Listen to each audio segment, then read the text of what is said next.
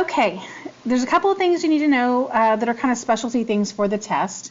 And the first one is going to be about unpaired electrons. And so the question could ask you something like, how many unpaired electrons does this element have? Or how many unpaired electrons does this other element have? So how would we determine that? That's what you're going to figure out today. It's really short and sweet. And then valence electrons. Valence electrons are those electrons located in the outermost energy level. And a question may ask you to write an electron configuration and then circle the valence electrons accordingly. So let's do both of these. They're two different things, so they're not both the same. So let's go ahead and do the first one. Let's do unpaired electrons. How would we determine unpaired electrons? So we're going to try it first with carbon. Okay, and the first thing I want to do is I want to write that electron configuration. So carbon's going to be 1s2, 2s2, 2p2. So when I'm doing the orbital filling diagram, which is what you're going to do to determine this, you have to remember a few things from yesterday. So the s sublevel has one orbital. A p sublevel has 3 orbitals. A D has 5, and an F has 7. And it doesn't matter if they're all used or not. They do have them. They just may or may not have any electrons inside of them. So when I'm doing this, I'm going to utilize this little key here for how many lines I need for each one. So 1s just gets 1 line because we said s orbitals only have, s sublevels only have 1 orbital. And then 2s also just gets 1 line. And then 2p, so we know that a p sublevel has 3 orbitals, so even if I don't use all of them, I still need to draw them. So 1, 2, 3, and all of those belong to 2p. I just always like to do that so you know that all of those are in the 2p. Now, we're going to fill in our electrons, and we need to make sure that we are following our 3 things. Number 1 is the Aufbau principle. And Aufbau said that you're going to go fill in from the lowest energy to the highest energy level. So we can't just skip around. You're not going to place your first electron wherever you want. There has to start with the low and go to the high.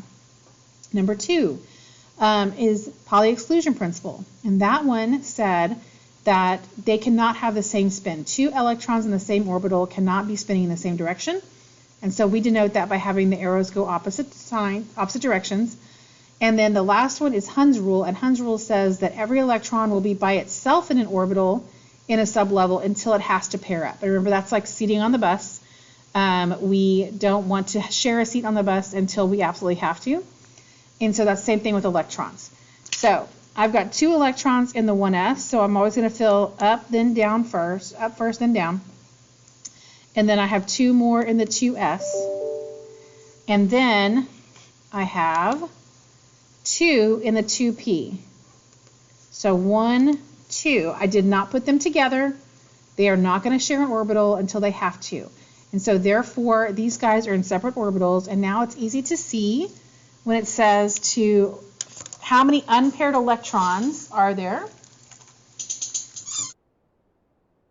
Okay. These do not have a partner in their orbital. So I've got 1, 2 unpaired electrons.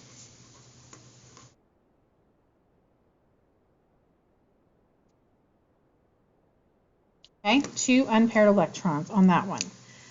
Let's do one more. Let's do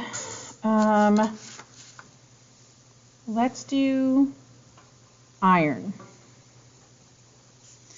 Okay, I'm going to go ahead and do the shorthand version of iron. So I'm going to start with the noble gas before it, which is argon. And then I'm going to come over, and then it's 4s2 and 3d. 1, 2, 3, 4, 5, 6. 3d6. All right, and then that way I don't have to do the whole orbital filling diagram. Again, you can shorthand it like this.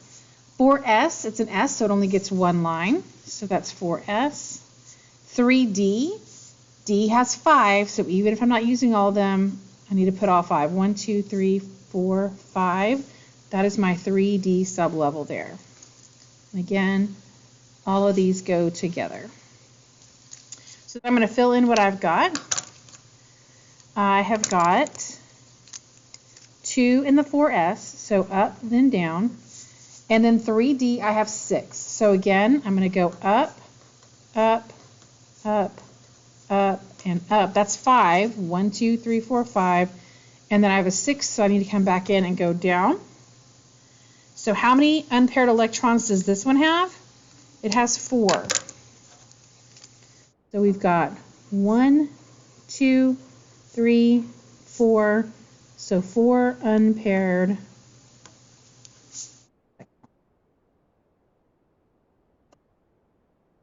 Okay. I really can't make it any more difficult than that.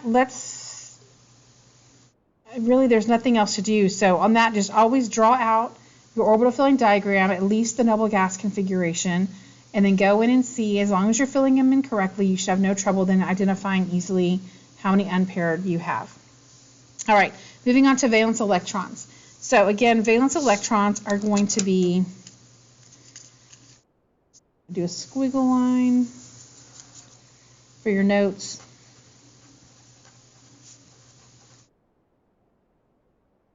And valence electrons are the electrons located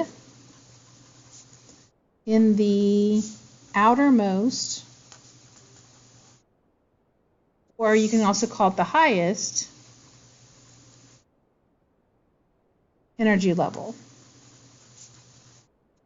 These are what make chemistry fun.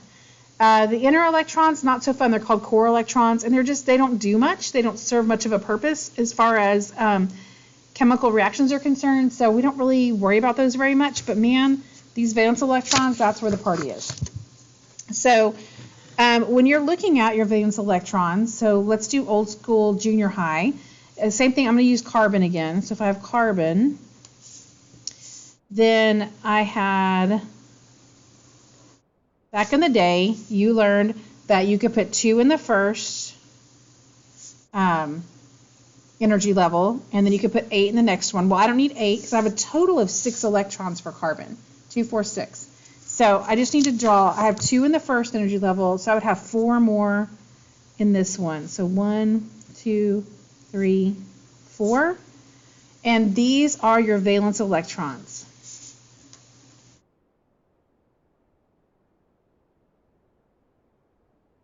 Okay, those on the outermost ring are your valence electrons. So we are not going to draw these. We are actually going to just figure them out using our electron configuration. So for carbon, it's 1s2, 2s2, 2p2.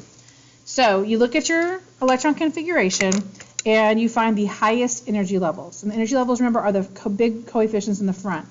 So there is a 2 and there is a 2. Those are the highest numbers I have for energy levels. And so I just need to know that these are my valence electrons.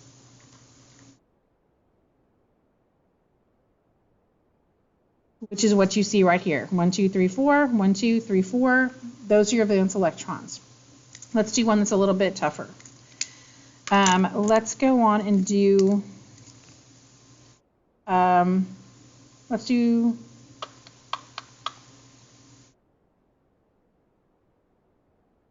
do bromine. Again, I don't have to do the entire electron configuration. I can just do the short version of it.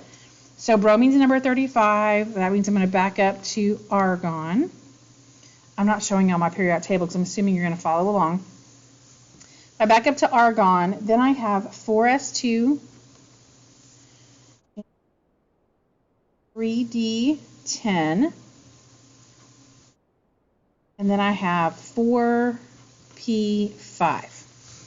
All right, so it's asking me what are your valence electrons. I need to go in and find the highest energy level number. All right, so the highest energy level number I have, in this case, I have, these are going to be smaller, of course, and then I have 4, 3, and 4. So 4 are the largest ones. Now, sometimes, like in this one, there was 2 and a 2, and then here there's a 4 and a 4. They don't always have both an S and a P, but in this case they do for these two. So that means that this right here and this right here, those are my valence electrons.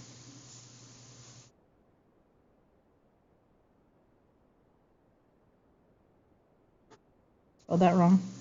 Okay, those are valence electrons. The 3D, they're kind of tucked inside. That's why they're on a lower energy, because they actually are tucked inside of these valence electrons.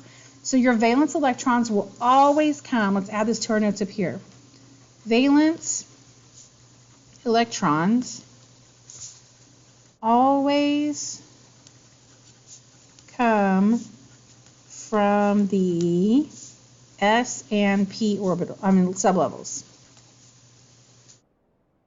Right? Okay. Valence electrons always come from the S and P sublevels. D and F can never be valence electrons. It can never be them. Okay, let's do one more real quick. Let's do